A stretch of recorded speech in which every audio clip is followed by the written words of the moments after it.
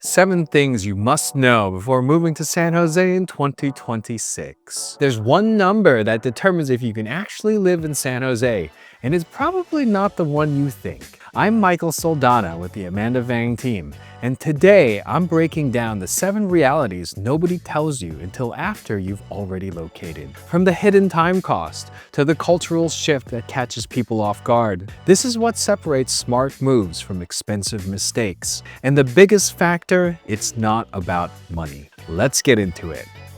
Number 1, your commute will define your life. 2 hours of your day gone. That's what most people don't calculate until they're 3 months into their San Jose move, sitting in traffic, wondering what happened. Your average commute to tech hubs in Sunnyvale, Santa Clara, or anywhere on the peninsula is about 30 minutes each way. That's 1 hour of your day, 5 days a week, and that's assuming normal traffic. Now let me break down the reality. Morning rush hour runs from 6 a.m. to 10 a.m., with congestion hitting 49% during peak times. If you want to beat the worst of it, you need to arrive at your office after 10 a.m. Afternoon rush, 3 p.m. to 7 p.m. If you're leaving work at 5 p.m., you're sitting in the thick of it. San Jose commuters spend an extra 72 hours per year just sitting in traffic. That's almost 2 full work weeks. Here's the thing, cars are essential in San Jose unless you live right in the downtown core. Public transit exists, but it's not like New York or San Francisco. You need a reliable vehicle, and you need to think about fuel efficiency. This is where I recommend something most people don't expect. Get a Tesla or another electric vehicle. Why? Silicon Valley has incredible charging infrastructure. You're surrounded by tech companies that have built out EV charging stations everywhere. Your operating costs drop when you're charging instead of filling up with gas. Plus, features like autopilot reduce commute fatigue on those long drives. And let's talk about BART for a second. You might have heard that BART was supposed to extend into downtown San Jose by 2026. Unfortunately, that's not happening. The project got delayed to 2036, pushed back because of rising construction costs and inflation. If you were counting on better public transit in 2026, you need to adjust your plans. You're going to need that car. Before you commit to a home or apartment, map out your actual commute. Where's your office? How far is it really? A place that looks affordable might cost you 3 hours a day in the car, and that's not sustainable. That 1 hour commute becomes your daily reality, and it shapes everything from when you wake up to when you see your family at night. Now, all those hours you're spending commuting, there's one thing that makes it bearable. Number 2, the weather everyone pays for. 71 degrees. That's not just today's forecast, it's practically every day of the year. San Jose has an average annual temperature of 60.5 degrees Fahrenheit, according to NOAA's National Centers for Environmental Information. Winter lows hit the low 40s. Summer highs reach the mid-80s. No extreme temperature swings, no brutal winters, no scorching summers, just consistent, comfortable weather year-round. Think about what that means for your life. No snow tires, no heavy winter coats, no air conditioning running 24/7 in the summer. You're not dealing with the temperature extremes that other parts of the country face. When we talk about outdoor activities in a minute, you'll see why this consistent weather creates opportunities most cities can't match. People pay a premium to live in this climate. It's one of the biggest reasons the Bay Area commands the prices it does. You can be outside almost every single day of the year, and that changes how you live. When you're comparing San Jose to other cities, factor in what you're saving on utilities, seasonal clothing, and home weatherproofing. It adds up faster than you think. That 60.5 degree average isn't just nice to have, it's one of the main reasons people stay once they move here. And speaking of being outside every day, Number 3, outdoor activities are everywhere.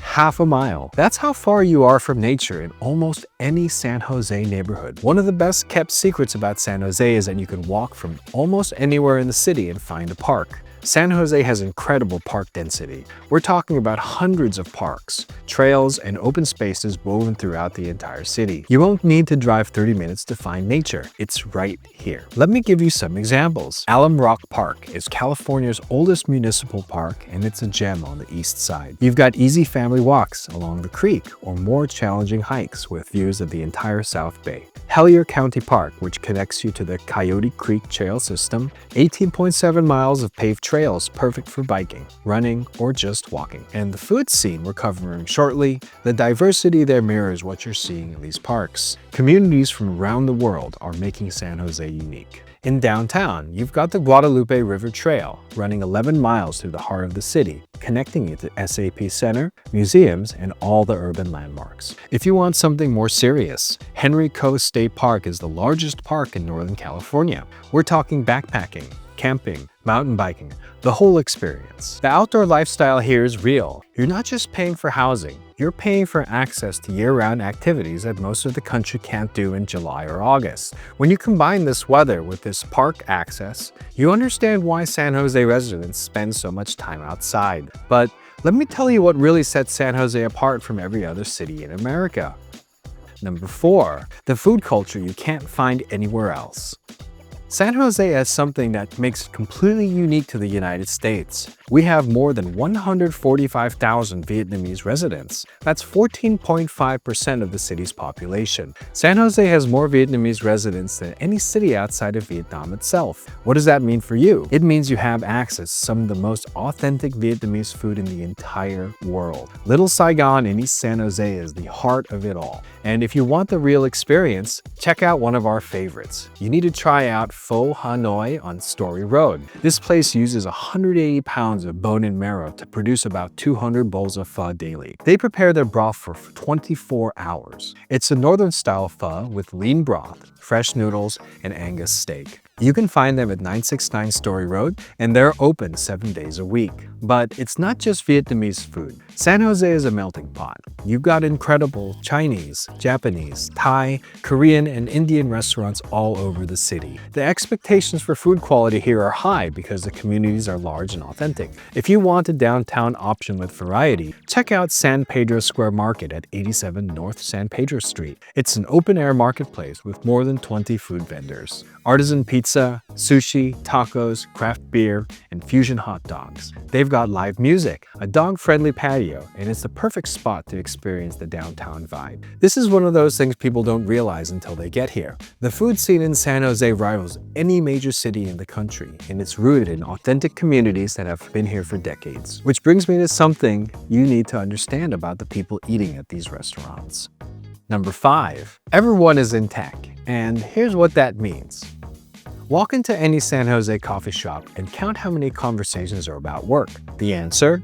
Almost all of them. Let me be real with you about something most people don't talk about. Everyone in San Jose is in tech. I'm not exaggerating. According to recent job market data, computer and math fields are growing at 15.9%, with salaries ranging from $140,000 to $200,000 per year and higher. The median is around $142,000. Apple, Google, Tesla, Meta, Nvidia. These companies define the culture here. What does that mean for your life? It means you're stepping into a fast-paced, work-oriented culture. Social conversations revolve around work. People are focused on career advancement. The pace is intense and the pressure is real. Here's the thing people don't say enough. There's limited cultural diversity in terms of lifestyle and interests. San Jose doesn't have the arts scene of San Francisco or the entertainment culture of Los Angeles. It's a city built around tech jobs and the people who work them.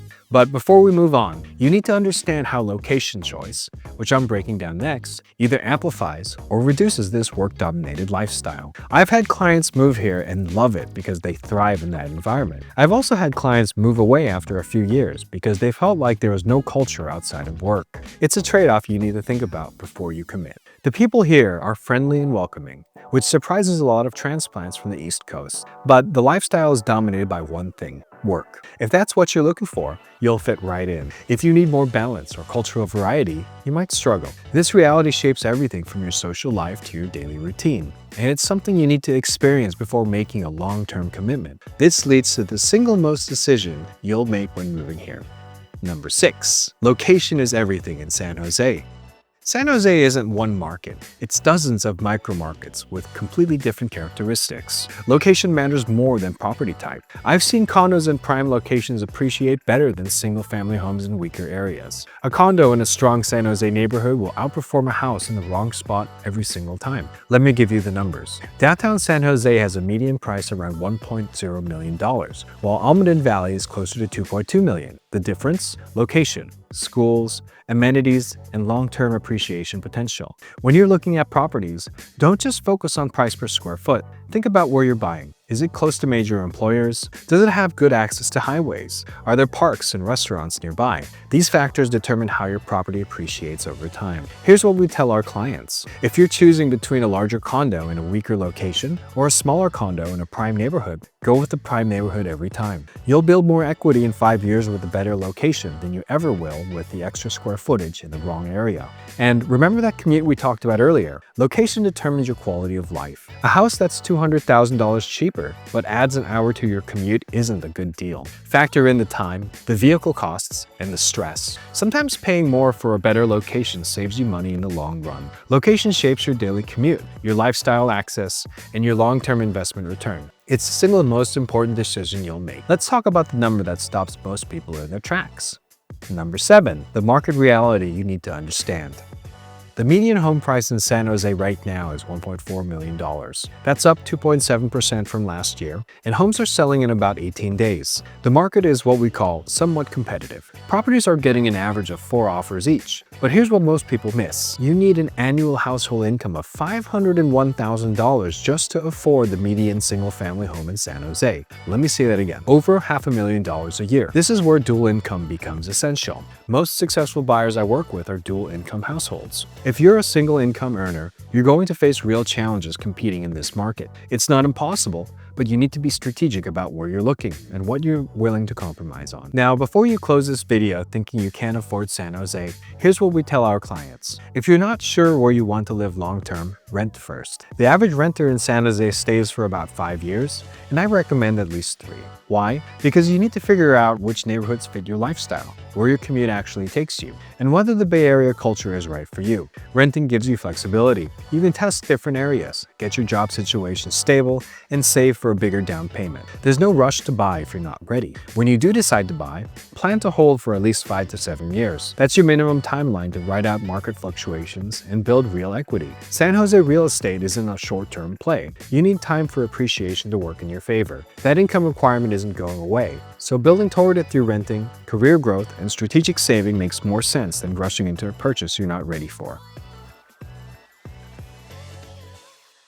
Here's where things get really interesting for 2026 specifically. Q2 2026. Mark that date. It's when North San Jose's housing landscape starts to shift. Let me tell you what's happening right now that will affect you if you move to San Jose next year. First, there's a massive development breaking ground in Q2 2026 called Coyote Creek Village. This is a 22-acre mixed-use project in North San Jose with more than 1,472 rental units coming online over the next few years. Building B is starting construction in the second quarter of 2026, and it's going to add 372 apartments to the market. This project includes a 2-acre central park, ground floor retail, restaurants, and direct access to the Coyote Creek Trail system. Second, San Jose approved major zoning changes in April 2025. 917 properties were rezoned to allow for up to 21,000 new homes across the city. On top of that, the state passed CEQA streamlining reforms in June 2025, which means projects under 20 acres and 85 feet tall on infill sites can skip traditional environmental review.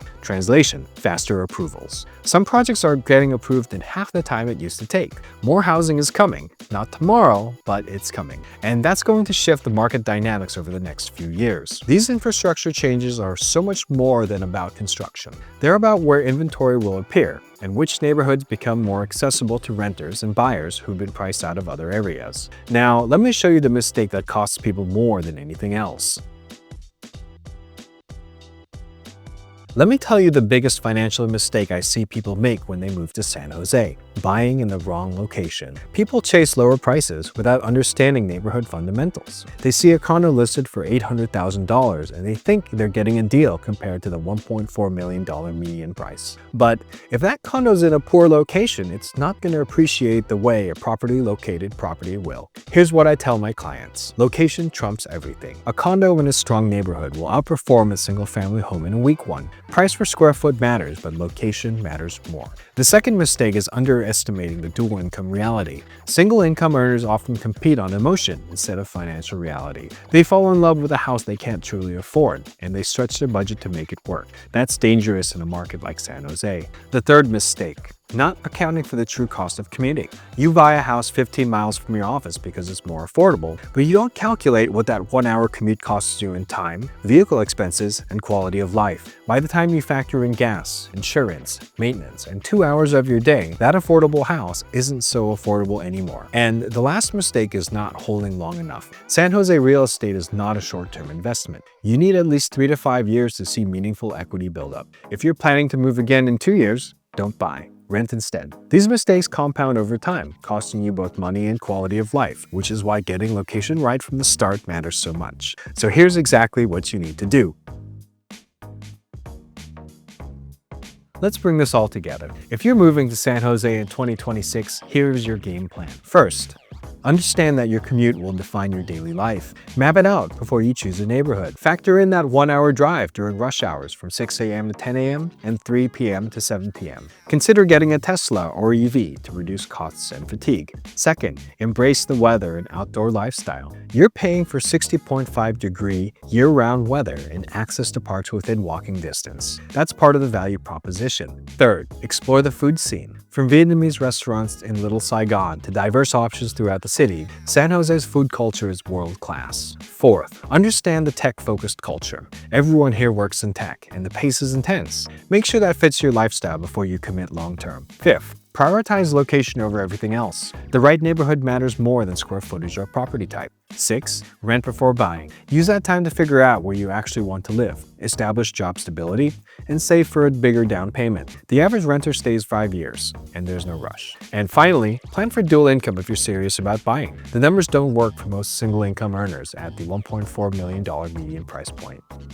So, there you have it. The difference between thriving in San Jose and struggling here comes down to knowing these 7 realities before you sign a lease or close on a property. The people who succeed are the ones who plan strategically, not emotionally. If you're seriously considering a move to San Jose in 2026 and want a personalized breakdown of which neighborhoods match your budget, commute, and lifestyle, let's schedule a call. You can find Amanda's calendar link in the description below or shoot her an email at amanda@amandavang.com. We'll walk you through the best micro markets for your specific situation and show you current inventory that most buyers never see. This market moves fast, and the neighborhoods with the best value to lifestyle ratio are filling up as tech hiring accelerates. Now, here's what you need to know next. The Silicon Valley housing market just shifted in a major way. The Fed cut rates, and properties that sat empty in July now have 25 competing buyers at open houses. I break down exactly what this means for buyers and sellers right now, which neighborhoods are seeing the biggest activity spikes, and whether you should